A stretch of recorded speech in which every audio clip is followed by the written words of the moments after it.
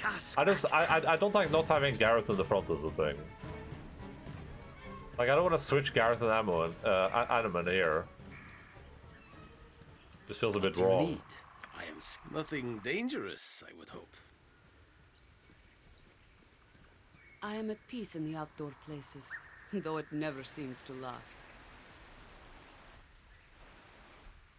Yes, as you will. You require I can dance on the head of a pin as well.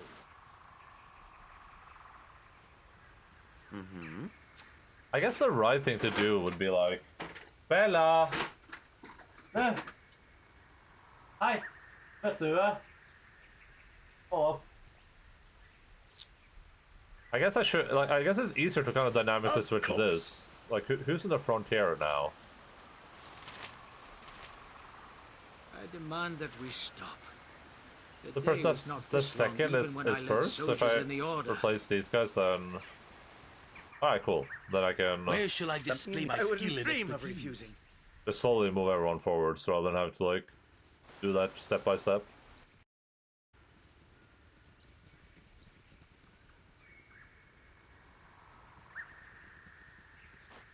Interesting that this is like a dead end, basically.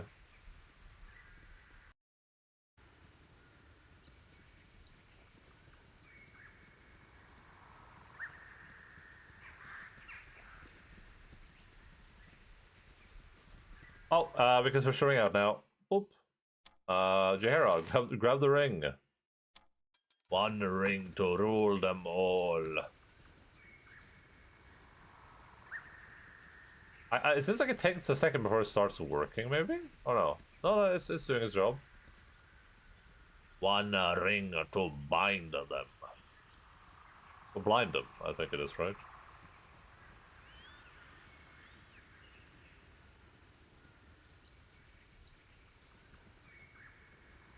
Okay, you're right. That ring is like kind of broken. Hello, Mr. Brown Bear.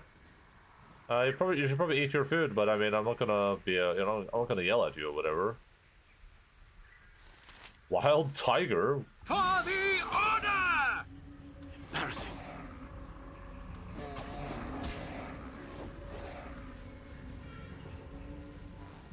Just casually killing, extinct animals. Baby wyvern. Oh, where is the baby wyvern? There's gonna be a mother wyvern. I am ready. I go. Memory serves. Minsk and Live by the sword. No regrets. Live a good long time. Get You down, shall suffer everyone! my wrath. All the creatures, order! no regrets here! Yo, sir, what's up? Welcome in, welcome in. Oh yes. How fare thee? How be thine fares?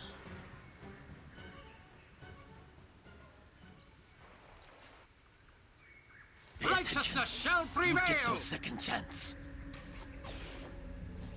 With vengeance! That's not right. I mean, well, how is your game of video gaming going? It's going pretty good. The day was not this long, even when I led soldiers in the order. I would say it's going above average right now. So Disney? Oh, what the hell?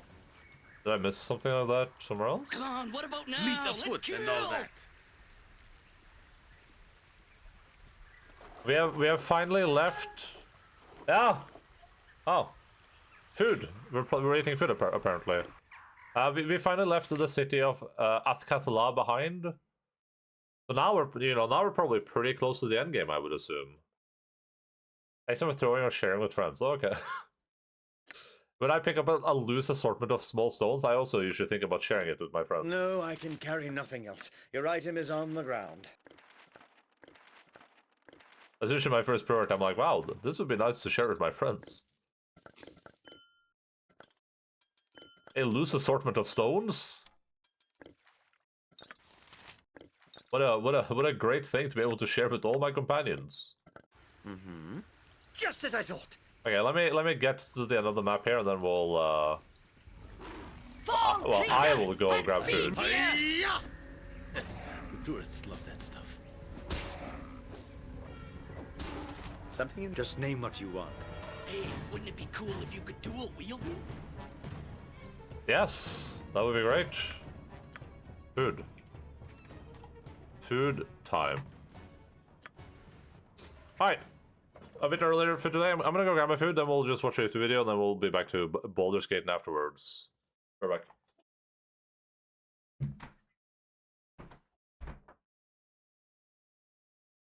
Really sorry about your ass. It's all good, bro. It's kind of weird when you call me that. It's Come back weeb for some stuff. other time. Look. Samurai. The Art of Demon's Jail. My Legacy. Leviathan's Conquest. Staff picks. Sale. Oh, we can get the Wizard's Cat on sale? Manga characters. Drawing manga characters expressions.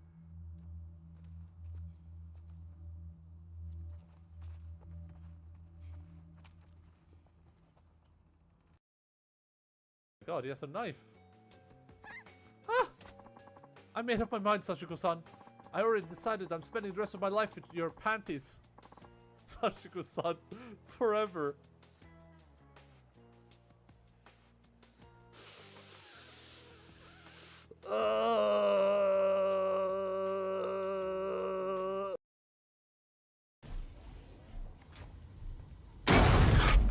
Fuck!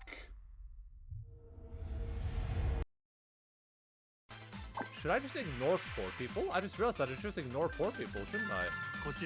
Poor people just take up table space when they shouldn't. Like they're literally just a waste of space. I just realized that poor people are a waste of space. This guy's not a waste of space though. I died.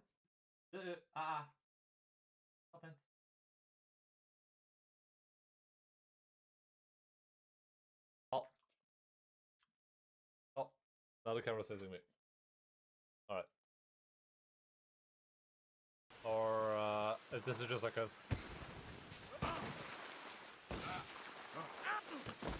Arthur, please! Arthur, please! Arthur, please! Arthur, please! Arthur, please! Arthur, please!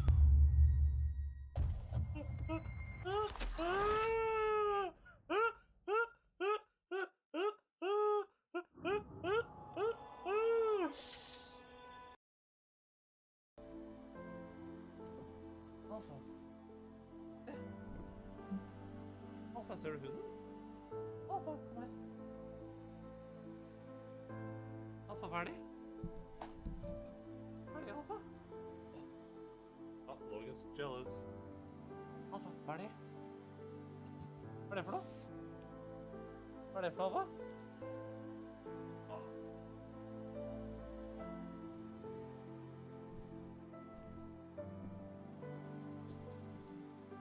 Come on, Logan. Logan got jealous because I had Alpha on my lap for like a second.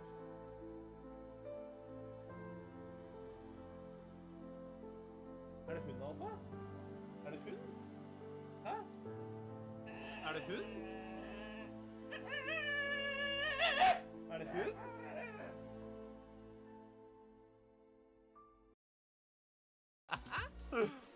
This ability is feigning knowledge of things. Oh no!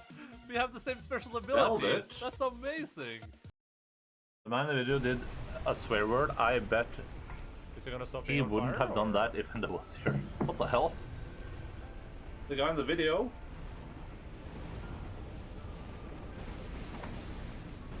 This is like a death to me. Yeah. Have more drink. Surely this is a death, right? And a good job you're here. That tiny man did, I swear. I'm not gonna be able to hit him, am I? Oh no, I killed him. I'm a winner. In trouble. No? Am I a winner here or am I a loser? I'm a winner. Good job. Good job, tiny man. Hello, Velvet. What's up?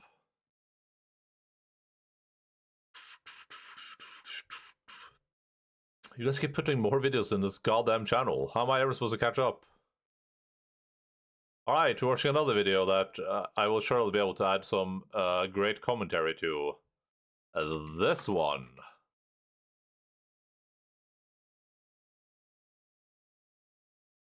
We are watching a video suggested by Internet called Gillette. Finn din flow med Gillette Labs. What the Med hell? eksfolierende teknologi. Platen baner vei for bladet, for enkel barbering og This is an eksponering i ad, hvert Internet. strøk. Så du finner din flow og viser din beste This side. is just an ad. Gillette Labs-sortimentet. Gillette. You just finished work about to cook dinner. Sad. That's just an ad. Blomster er litt som folk. You just Det suggested finnes alle ads. typer. I 40 år har vi jobbet med blomster og planter som skal flytte fra oss og hjem Okay, til well, deg. I'm having a pretty good day. I mean, it just started, but Baldur's Gate has been really fun Look so at this far. arrangement of spring. Okay, we're watching a video called... Oh, I can't even... Oh, it's over here now. Okay, I don't like that. This is bad. Whatever YouTube has done, this is bad. Please stop this. This is awful. Whatever this YouTube layout is, this is actually the worst thing I've seen in my entire life. Anyway, we're watching a YouTube video called The Spring Paradox. It's getting ad revenue every time someone watches the ad. Yeah, that makes sense to me. And rope. These two springs are joined together by this short bit of blue rope, and there's a weight on the bottom. There's also a red rope and a green rope. The red and green ropes are slack. They're not taking any of the weight. So the question is, what will happen when I cut the blue rope? I mean, look, you could think about the forces and energy and try to work out if the weight will go up or down, or you could just consider the fact that I'm making a video about it. So it's probably the counterintuitive answer. Like, this blue rope is intentional. That was a reference to the lanes of traffic. Interesting, okay. So when I cut it, I will release that tension. So surely the weight will go down. Let's see what happens. This video is sponsored by Fast Hosts. Viewers in the UK have a chance to win the ultimate work-from-home bundle worth £5,000. If you can answer my techie test question, the link is in the description. More about that. Remember, it was fine in the description, I guess. Wow, this is easy. Okay, thank you. How long was this video? 2 years ago. Well, there you go.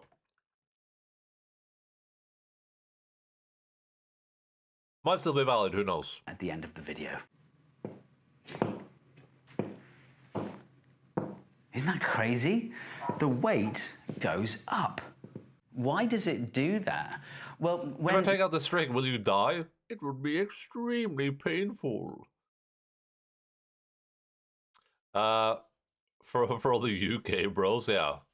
you add a weight to a spring, the spring extends. And of course, if the spring were twice as long, it would extend twice as far, like this. But actually, if you consider the initial setup before the blue rope was cut, that's exactly what we have. The blue and green ropes are slack. They're not doing anything. They might as well not be there. And so we have a spring that is twice as long. The blue and green ropes? Did he mean the green and red?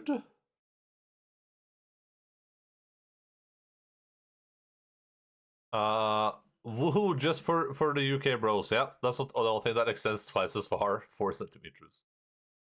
There. And so we exactly what we have. The blue and green ropes are slack. They're not. He meant the red and green, right? Because I mean, the blue one isn't slack. The blue one is doing anything. They might as well not be there. And so we have a spring that is twice as long, plus this little bit. So these two springs together will extend twice as far as one spring would on its own. You could say that these springs are in series, but what would happen if you put the springs in parallel?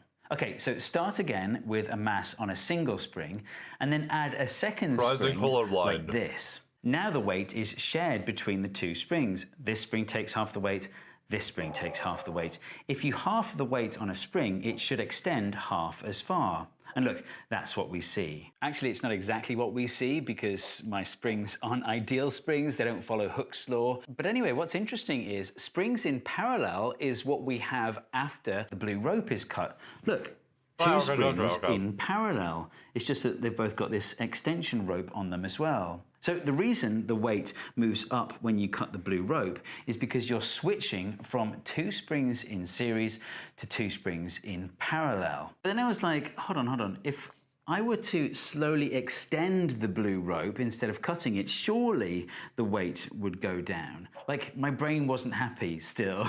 So look, here's the setup here. I can slowly release the blue rope and watch what happens as I do that. Actually, the weight does go down. But it only goes down until the red and green ropes become taut. And then as I release more and more of the blue rope, the weight goes up again. It's at that point, when the red and green ropes become taut, that you begin to transition from one regime to the other, from springs in series to springs in parallel. Captain Hook's law get Peter Pan. Yeah, this is probably. I mean, his Hook is British, surely, right? What's really cool is that this arrangement of springs and rope is actually an analogy for a traffic-based paradox called Bray's paradox. Imagine we've got 2 towns, A and B, with a network of roads between them. The red and green roads here are really wide and quite long. The silver roads are really narrow and quite short. The blue road is really wide and really short. The red, green and blue roads are so wide, they never get congested. It doesn't matter how many cars you put on those roads. Sorry for the spoiler, it's okay. Red and green is how Serp has to drive to work now. Oh no, it's turning into another video. 11 minutes to travel down the green road, 11 minutes to travel down the red road, and 1 minute to travel down the blue road. The silver roads are so narrow, the travel time depends on how many cars are on the roads because they get congested. For simplicity, let's say that the silver roads take 1 minute to travel down for every 100 cars that are on those roads. Let's imagine there are 800 cars trying to get from A to B, and they all take this route. So it's 8 minutes here, 1 minute here, and 8 minutes here. That's 17 minutes in total. Now, let's say that the green route is just a forest. Let's say that we just plant trees there instead. Total. But is that what drivers would actually do? Would they all take this same route? Or would some drivers switch to a different route? Well, a driver could switch to this route or this route. But both those routes take 19 minutes, which is more than 17 minutes. So no individual driver would take that route. What we have is an equilibrium. All drivers taking this same route is an equilibrium because it doesn't make sense for any individual driver to change route. How does this relate to the springs and ropes? Well, the weight is like the number of cars on the road, and how far down the weight goes is like the travel time. The green, blue and red roads are like the green, blue and red ropes. It doesn't matter how much weight you put on them, they don't get any longer. Just like it doesn't matter how many cars you put on those roads, the travel time doesn't go up on those roads. The silver roads are like the springs. The more weight you add to the springs, the lower the weight goes. Just like the more cars you add to the silver roads, the longer the travel time gets on those roads. In this setup, the green and red ropes are slack. Yeah, the red is just lava. They're like, would you prefer to travel through the forest or through Mount Doom? Or to Mordor? They're not being used in the same way that the green and red roads aren't being used. So what happens when you cut the blue road? Well, there are now 2 possible routes between A and B, and assuming that drivers can have up-to-date information on congestion, maybe because they've got Google Maps or whatever, then a new equilibrium will be reached, where half the cars take one route and half the cars take the other route. That means there are now 400 cars on each of those silver roads. So the total travel time for any one car is now 4 plus 11 equals 15 minutes. And that's less than the 17 minutes we had before the blue road was cut. And that's Bray's paradox. By removing a short, fast road from a network, you might actually decrease travel time. It's almost like a multiplayer version of the prisoner's dilemma. And this isn't just an academic curiosity. It's happened in real life. We know that in Seoul and Stuttgart, it's happened where the removal of a road has actually caused travel times to go down without the number of cars on the road going down. But surely if you added the blue road back in at this point, drivers would choose to continue using the better, faster outer routes. But with everyone using those outer routes, look how attractive the blue route is. 4 minutes plus 1 minute plus 4 minutes equals 9 minutes compared to the 15 minutes of the outer routes. So it makes sense for any one individual driver to defect to the blue route. And unfortunately, every driver that defects makes the blue route a little bit worse, but it also makes the outer routes a little bit worse as well. In fact, the blue route is always preferable. So all drivers will switch to the blue route and it will be worse. You know, if all the drivers could agree to not use the blue road as if it wasn't there, then we could keep it for people who want to go from here to here. Wouldn't that be nice? Could we... Could you just use my premium road example here though? Could we just have the blue road be the premium road? You know what I mean? So our blue road, that's our premium road.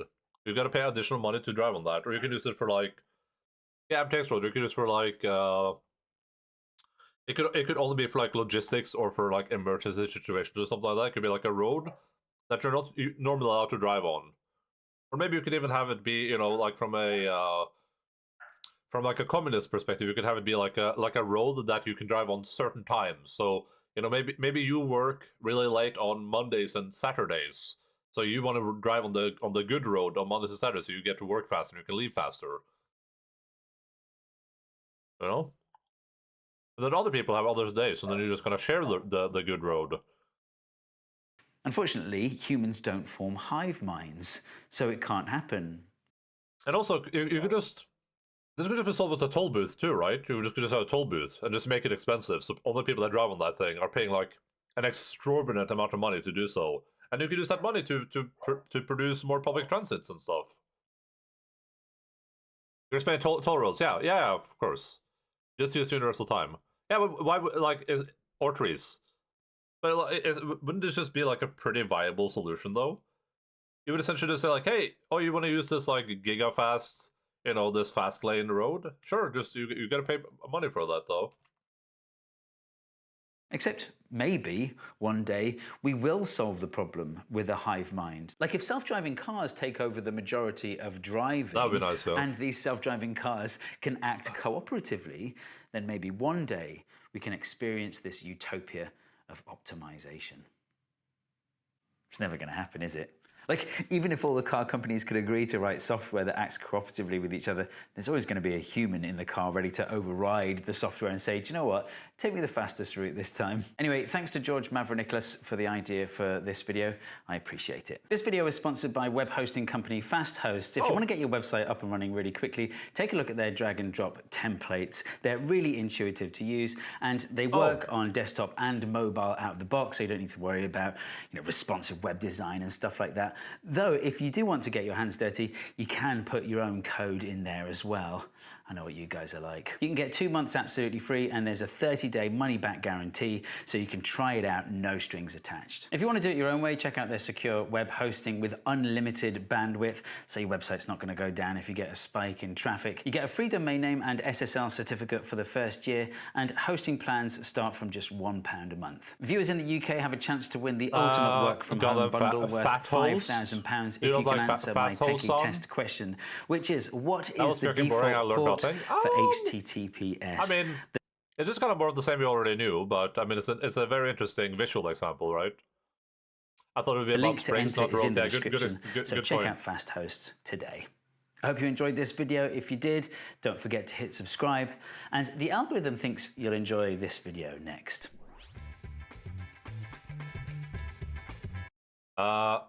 Warning. This video is not about springs at all. It is a website commercial. Please be careful. Do not get clickbaited. Also, I am not planting trees.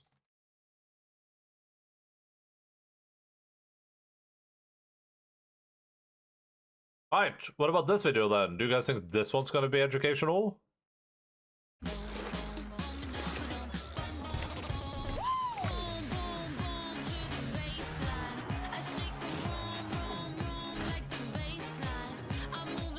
Pepsi Max. New look, same great taste. Wow, I'm feeling so thirsty right now. Allow me to take a sip of this delicious cold beverage. Oh.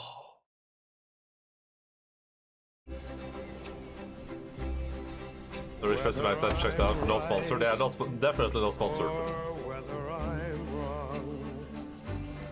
I didn't mean for this to be my next. We're watching I Bought My Own Game from a Reseller. Here's What Happened by Bootcat Studio. Video.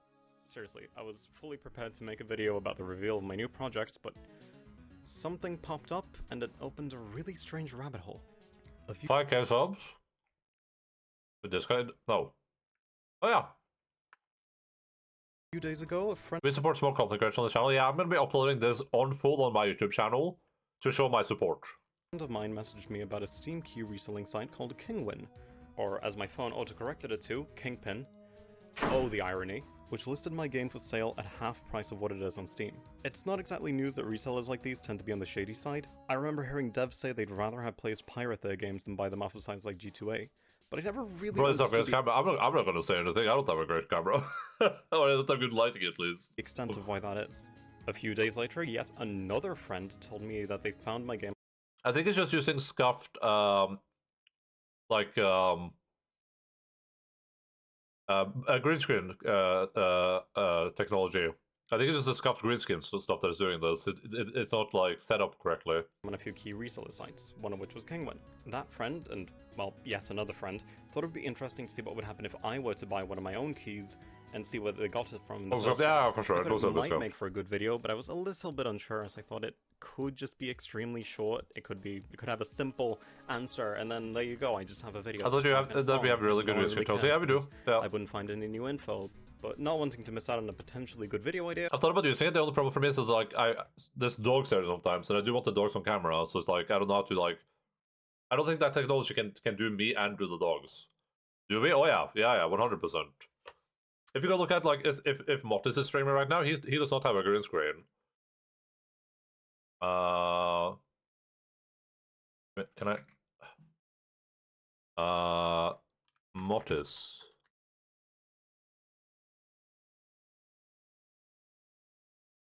Like this, Mortis does not have a green screen. This is he does not have a green screen here. This is all done with just camera software.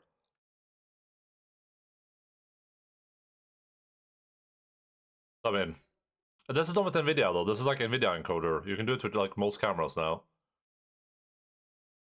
I would say most people would not be able to say this is like tell that this he doesn't have a green screen here.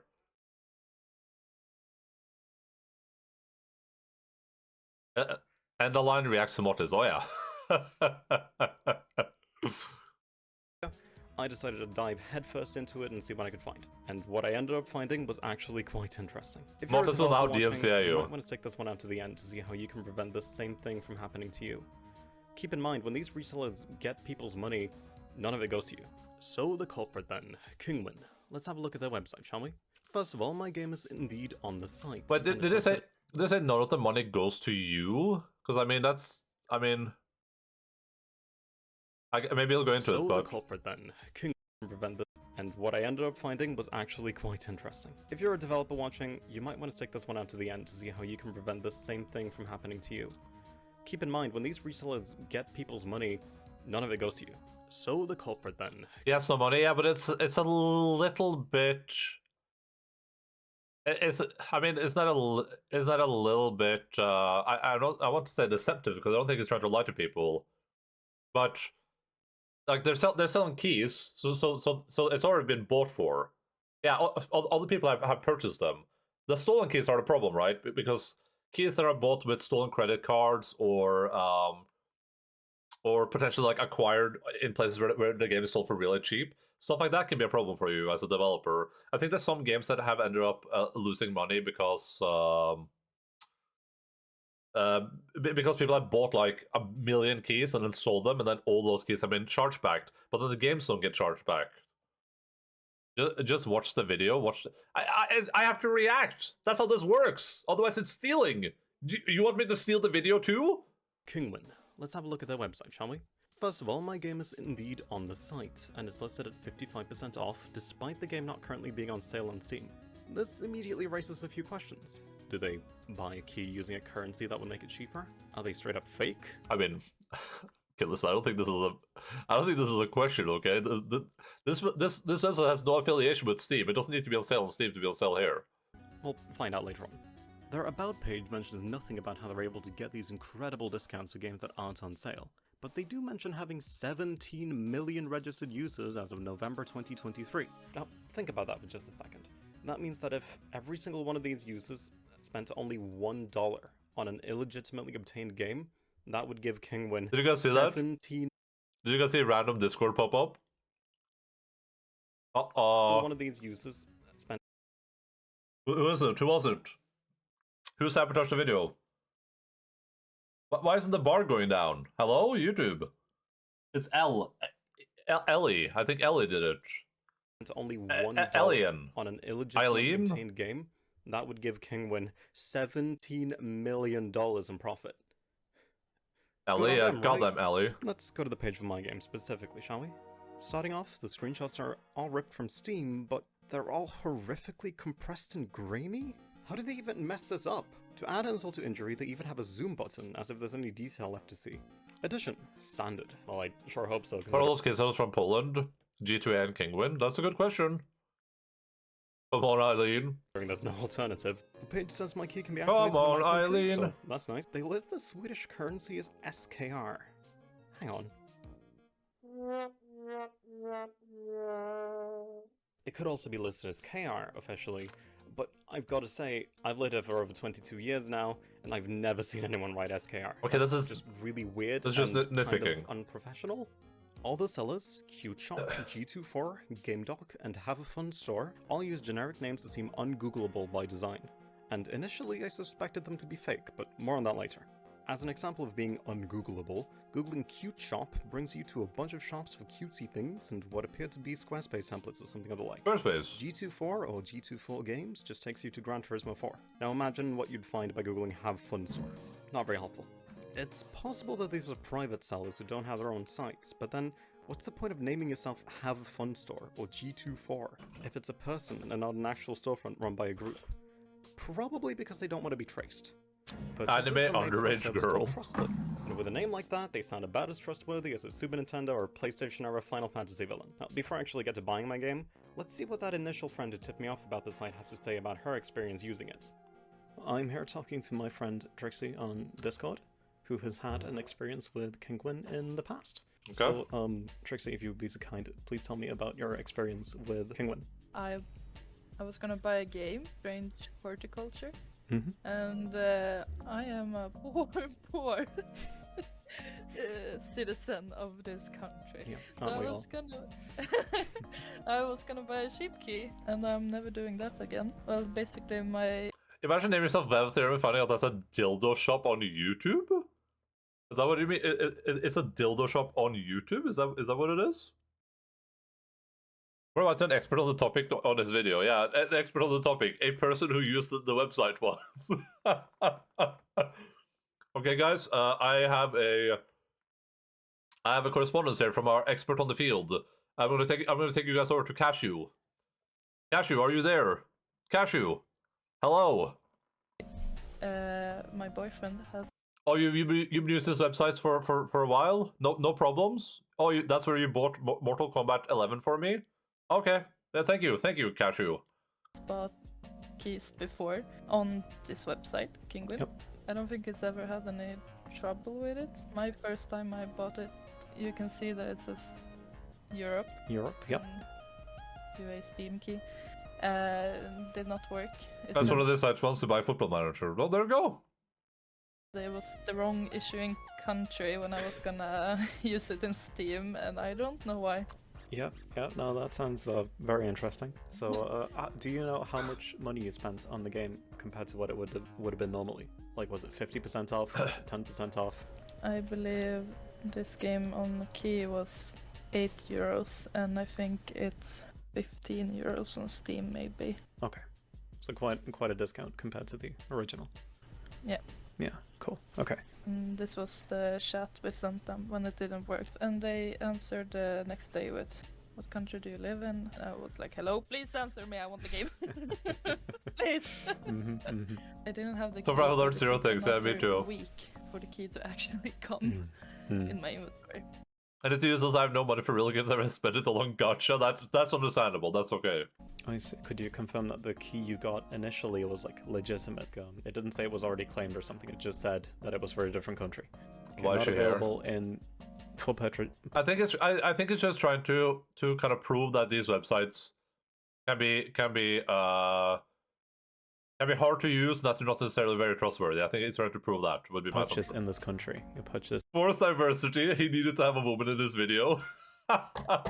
This has been cancelled. Okay, interesting.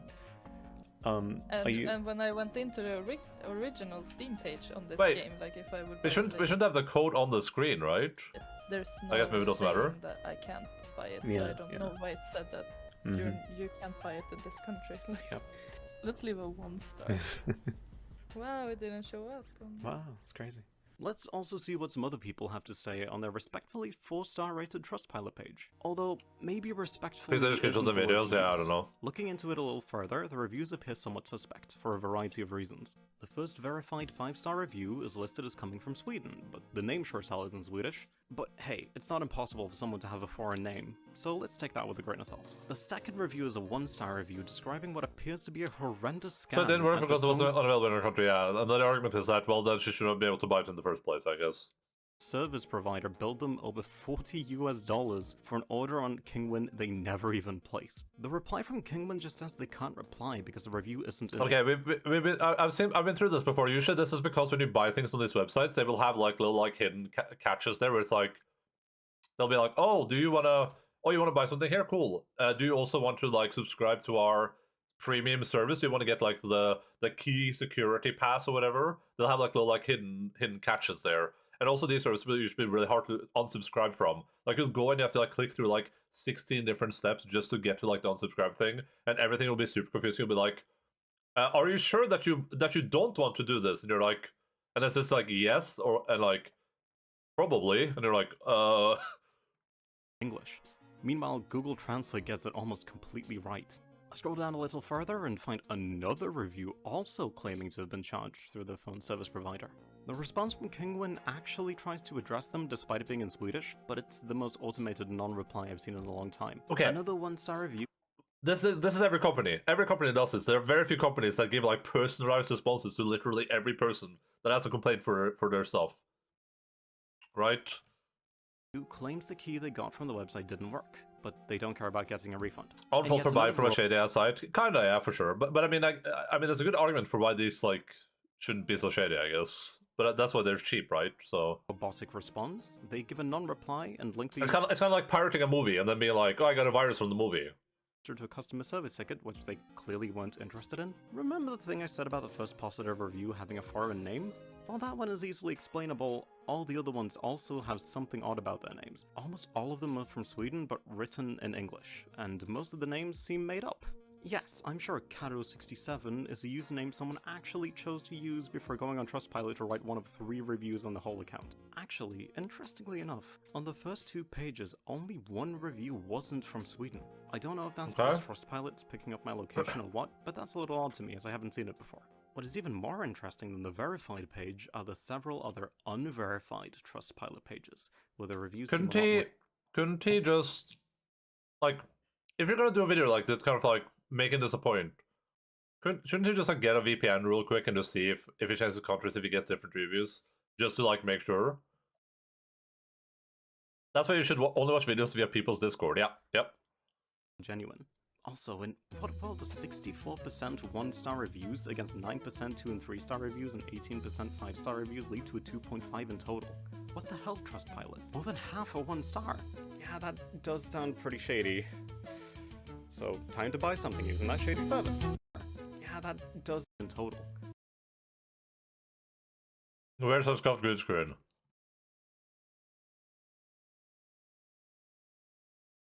But all the huge companies have like 9% 1-star reviews on Trustpilot, yeah.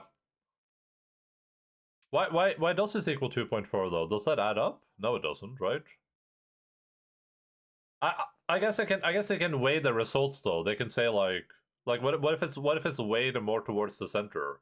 That would make sense for me. I would weigh this stuff more towards the center to get a more fair rating. Because usually 1-star to 5-star ratings are really bad. So if you weight this towards the center, you will probably get a more accurate rating. Like the 2 rating here seems more accurate than a 1 or a 5. What the hell? I don't actually know though. More than half a 1-star. Yeah, that does sound pretty shady. So, time to buy something using that shady service. The purchasing process was pretty straightforward, although I had to confirm my bank info a nearly suspicious amount of times, but it did at least seem legitimate, and is likely just a side effect of how banks work here. Once I had my code, I made a new Steam account and tried to add the game to my account, which actually seemed to work. I half expected not to get the game at all, but there were no issues. However, before claiming the key, I decided to use Steam's Query CD key feature to try and find where the key came from. I could see the date on which it was generated, along with the tag I'd given it, Convention. This is because last summer I went to NACON in Sweden and brought a few codes in case I'd find anyone who'd be interested in playing the game. But since I'm completely socially inept, I basically didn't say a word to a single other person the entire time, so instead of using the codes at the con, I used them as review copies. Well, now I know how to track them down. I pasted the code into my Gmail, and bingo! The code was sent to a Steam curator known as Crazy Old Man. For anyone who hasn't released a game on Steam before, it's pretty common for curators of various shapes and sizes to email the developers of said game with an attempt to get a review code. What? They usually leave their email address on the curator page so as to make it easy to confirm that it's really them. I mean, I guess Crazy Old Man is I guess what Crazy Old Man is doing here is not necessarily good, but I don't know. I'm not gonna lie, I did find it quite suspicious how they always seem to ask for more than one code, but since I hadn't done That's a anything good like point. this before, That's interesting. and everyone who'd reached out seemed to ask for a handful, I just assumed this was how the process usually works, and decided not to question it. I also had no major reason to believe it was a scam, since the vast majority of them actually did review the game. 1 or 2 of them used giveaways as an excuse for the numerous copies they requested, which I was also fine with. That's good for although those. I'd never hand out more than 2 or 3. But as it turns out, at least one of them had used the key they received for a more nefarious purpose. I sent them a formal email telling them about my investigation and asked if they had any comments. I did the same for Kingwin and didn't expect to ever hear back from them. I felt pretty done at this point. I was just kind of mindlessly scrolling around on Crazy Old Man's Steam page, which is when I spotted something on their banner. That profile picture. I've seen it before.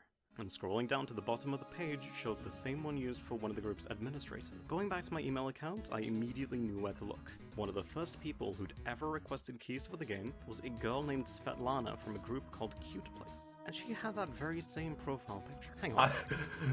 This better be going somewhere, dude. Otherwise I'm gonna lose my mind. This better be some really crazy point. Cute Place.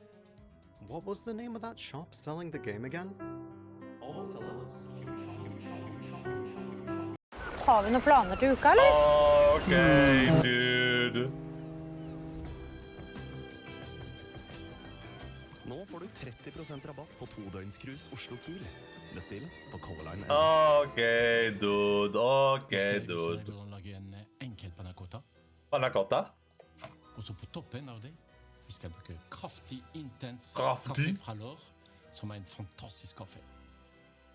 I think this guy's Norwegian, French or something.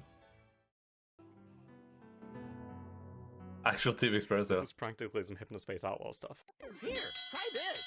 You are a winner. I, of course, replied to the original email I got, asking for comment on the investigation as I'd done with everyone else. So, case closed, right? I'd sent out some review keys to some... What is this email he's sending? I found one of the culprits. I found one of the culprits and found your profile picture on their Steam group. Operators turned out to be shady, and they sold those keys to Kingwin or some middleman. That's obviously a really shitty thing I have found one of the culprits. do, especially from a couple curators who both have over 6,000 followers, but is that really it? Well, I thought so. Until Kingwin replied to my email the very next day. While I don't think it was a very, personalized message, I will give them some major credit for not only replying, but doing so quickly, and actually trying to help remove my game from the site, since I'd proven that at least some of the keys were of dubious nature. Maybe it was just because they were afraid of getting sued. Maybe it was because they actually care about upholding the integrity of their platform as they claimed in their email. I don't know for sure, but they were willing to help. they asked me to fill out the blanks on some censored Steam keys in their database to prove I'm the developer, which is very easy to do. However, those keys, there's a lot more of them than the ones I sent to Crazy Old Man and Cute Place, huh? This is where the rabbit hole gets deeper. Cross-referencing the keys they gave me with my email, I found that every single one came from a different source, even people I'd only sent a single code to.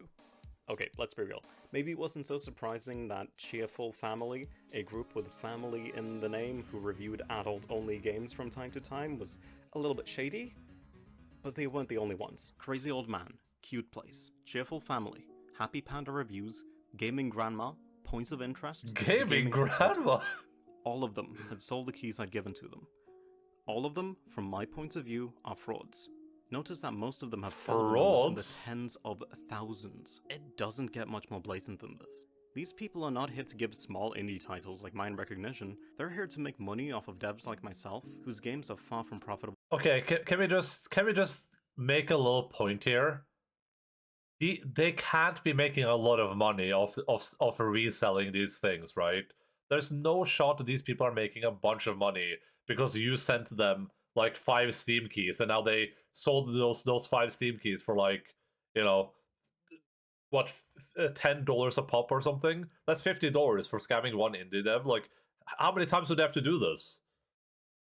Well, to begin with, and as far as I can tell, they've been getting away with it. It's their job, but they do it on games. Yeah, sure, that's possible, I guess. But like, even then though, like, it's not like this can be majorly profitable though, right? Like this, I feel like this side of the industry being that profitable would be strange to me.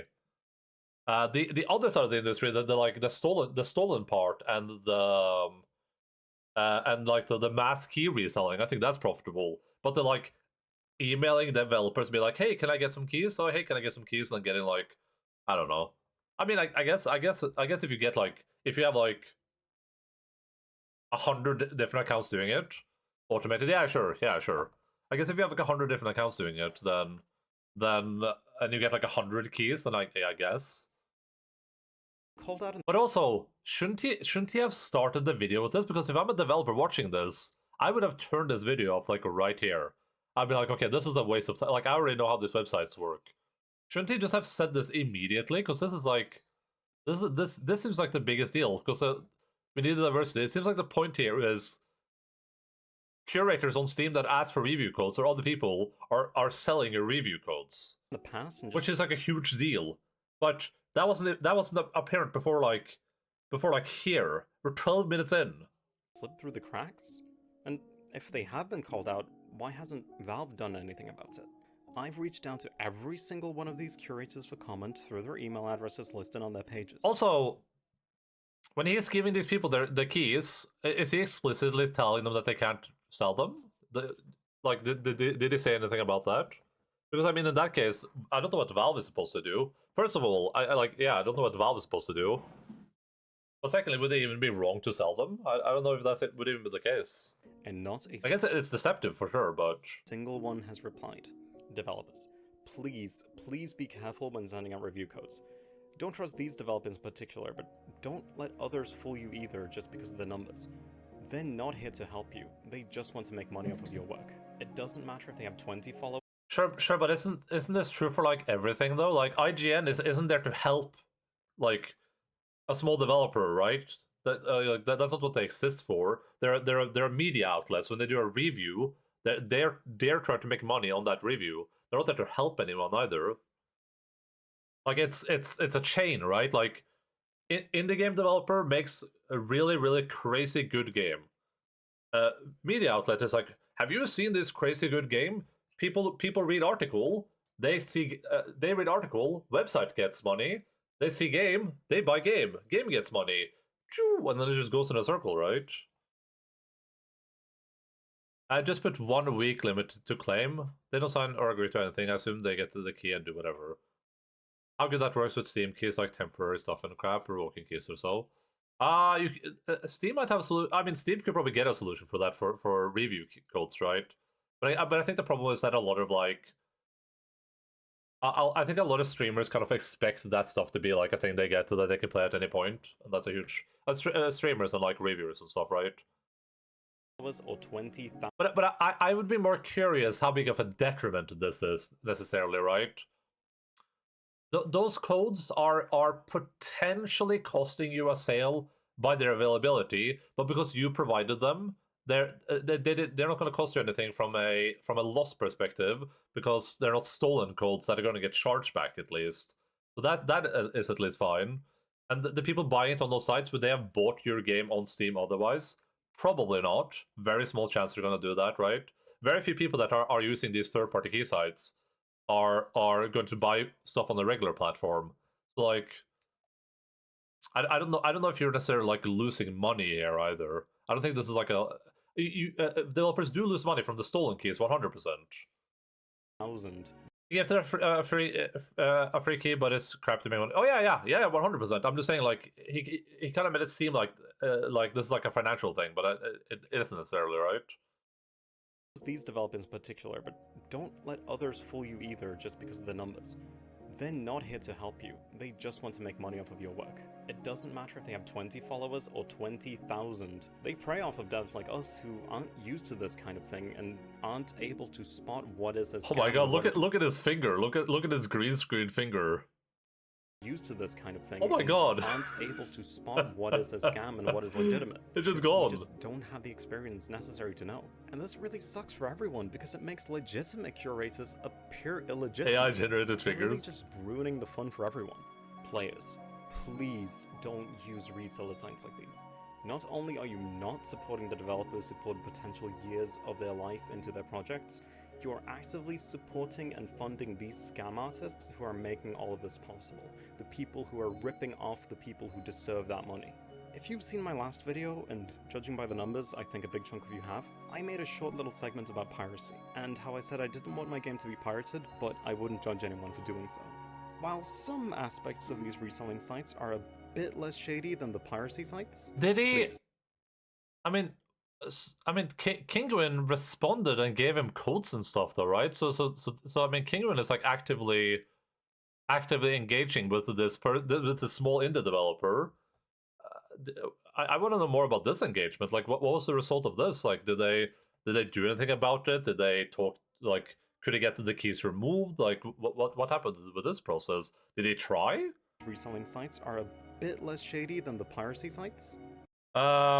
That's preferred because they don't get crap either way. What did you expect? What else can you use multiple keys for except to sell them? Well, let's say they have like multiple reviewers or whatever, right? I don't know.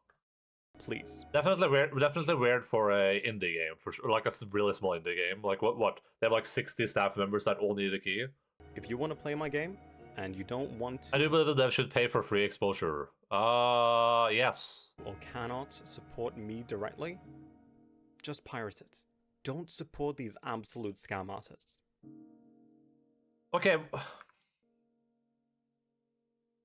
He doesn't establish that they're scamming though, because he showed one example of one person not getting their code, and I don't even remember what the result of that really was, because I was so out of it at that point. But then he bought the game and he got it, so like, I guess like the people selling them the codes are scam artists, but the website doesn't necessarily seem like a scam artist, right?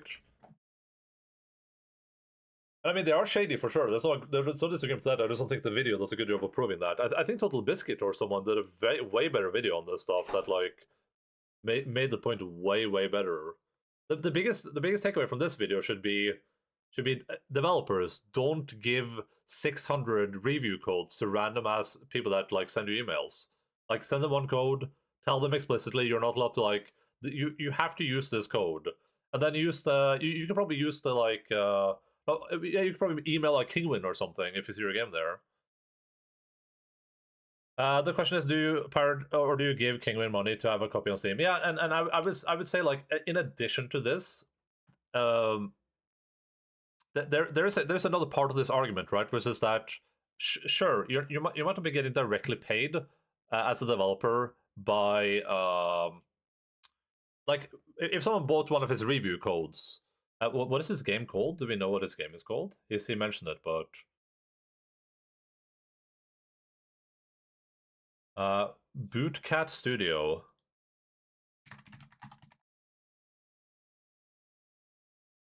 Disharmony was what it was called, yeah.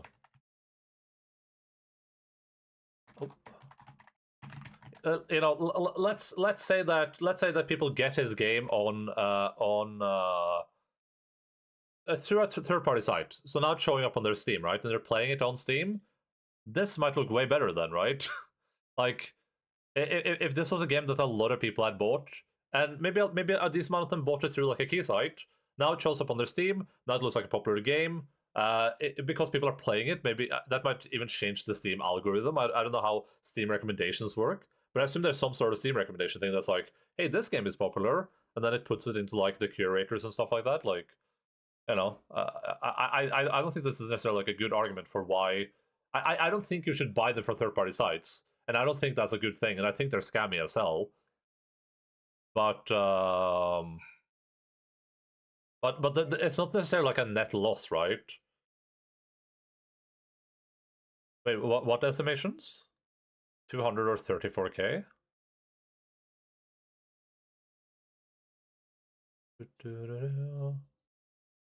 Oh yeah, this thing. Yeah.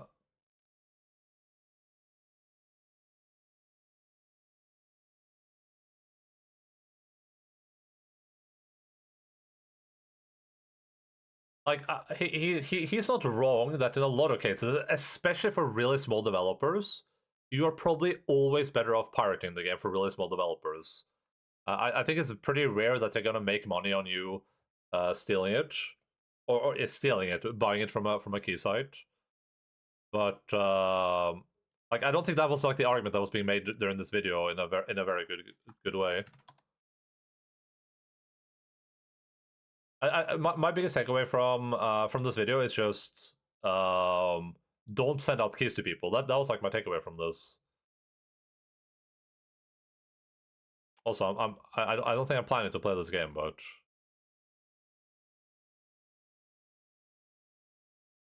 the game took 5 hours to beat with baby mode activated. Well, baby mode.